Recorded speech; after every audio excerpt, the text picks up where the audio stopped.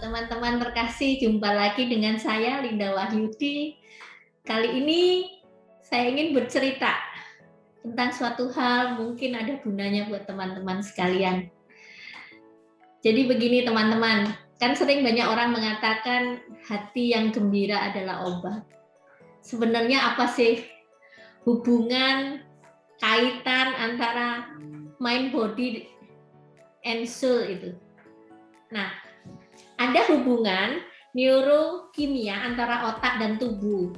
Ketika kita memikirkan hal-hal tertentu, otak memproduksi zat-zat kimia yang menyebabkan kita merasakan persis dengan apa yang kita pikirkan. Contoh, ketika kita membayangkan jeruk yang asam atau menonton vlogger tentang rujak yang asam, maka air liur kita langsung otomatis keluar. Nah, kalau kita membayangkan orang-orang yang memaki kita goblok, seketika juga langsung kita bisa emosi. Dan kalau kita membayangkan cucu kita yang lucu, tingkah lakunya, maka kita bisa otomatis tertawa dan merasa adem, enak, nyaman. Apa yang terpikir, terbayang di otak langsung kontak ke dalam badan. Contoh lagi, sebuah penelitian tentang molekul air dari Masaru Emoto yang mengatakan bahwa semesta ini sebagian besar terdiri dari air.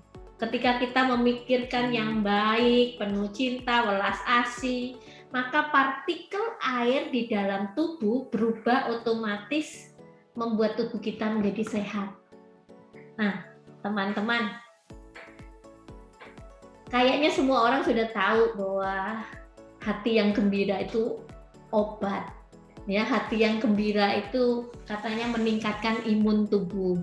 Nah, tapi jujur dari pengalaman saya di ruang terapi saya, di ruang praktek saya, ada banyak orang yang susah sekali untuk bisa gembira itu. Nah, ada banyak yang tanya sama saya, gimana sih Bu caranya gembira itu? Apa saja yang bisa kita lakukan?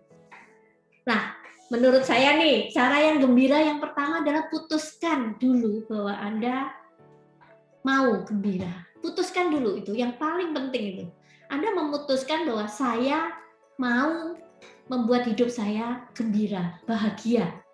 Nah, setelah Anda memutuskan, maka caranya yaitu dengan melatih diri. Apa sih yang perlu dilatih? Yang pertama adalah bersyukur. Nah, Anda melatih supaya Anda bisa bersyukur. Nah, bersyukur itu bisa lewat kata-kata, bisa lewat tulisan juga. Jadi, Anda bisa berbicara kepada diri sendiri atau yang sering dibilang self-talk. Ya, misalnya saya bahagia, saya sehat. Saya berkelimpahan, hidup saya itu hidup berkat. Tuhan mencintai saya, Tuhan menjaga saya, Tuhan melindungi saya. Nah, bisa dengan menulis, saya berharga, saya dicintai.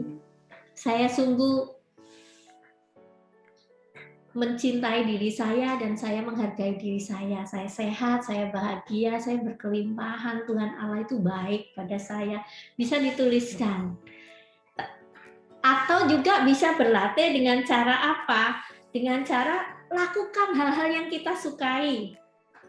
Ya, kalau dalam masa pandemi ini ya disesuaikan lah. Misalnya kita suka jalan-jalan ya disesuaikan, karena masa pandemi ya jangan jalan-jalan dulu. Tetapi hal-hal apapun yang membuat kita jadi gembira. Contoh kecil, saya bermain dengan cucu saya itu membuat saya gembira sekali.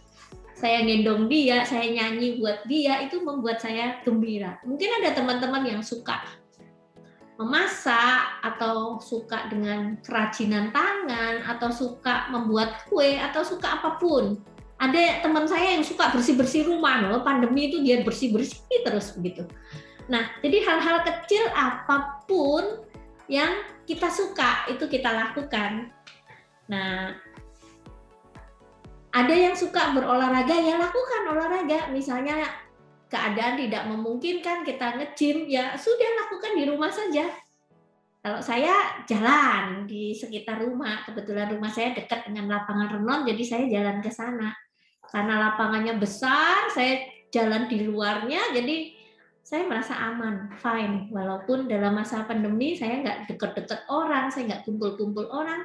Yang penting saya olahraga dan saya sehat. Nah, dengan Anda merasakan keberlimpahan, itu juga merupakan satu latihan untuk membangun rasa bahagia di dalam diri. Keberlimpahan itu apa, Bu? Keberlimpahan itu uang banyak, Kak? Tidak seperti itu. Keberlimpahan adalah segala hal yang bisa kita nikmati dan kita syukuri. Misalnya, ketika kita minum, saya minum air hangat seperti ini pun saya merasa nikmatnya luar biasa. Nah, ini yang disebut keberlimpahan. Ketika saya lagi kosong, saya main game di handphone, itu bagi saya itu sebuah keberlimpahan. Ataupun saya bisa leye-leye di masa pandemi ini, ya sudah, lainnya berkurang karena PPKM, ya sudah, saya leye-leye, saya bersyukur, saya bisa nonton film, saya bisa main game, itu saya bersyukur. Nah, itu keberlimpahan. Jadi keberlimpahan ini juga akan latihan kita untuk keputusan kita untuk menjadi bahagia tadi.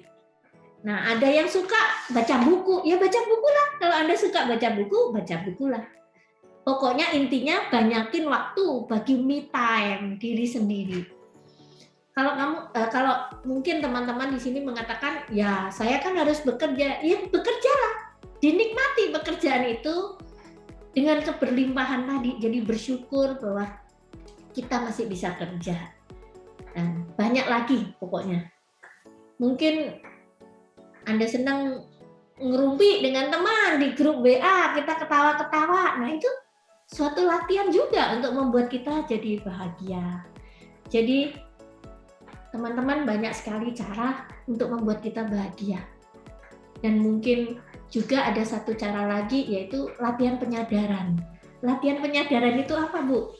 Ketika kita duduk, kita sadari bahwa kita sedang duduk. Ketika kita berdiri, kita sadari bahwa kita sedang berdiri. Dan ketika kita tidur, kita sadarin aja bahwa oke, saya mau tidur, saya sekarang menyiapkan waktu buat tidur. Jadi latihan penyadaran itu banyak sekali akan menumbuhkan hal-hal positif dalam hidup kita. Nah, teman-teman, demikian cerita singkat saya mengenai hati yang gembira adalah obat. Jadi sekarang putuskan bahwa Anda akan menjadi gembira. Semudah itu, Bu? Iya. Ketika Anda memutuskan menjadi gembira, menjadi bahagia hidup Anda, maka lakukan latihan-latihan kecil yang memang mendukung keputusan Anda. Oke, sampai ketemu lagi. Shalom.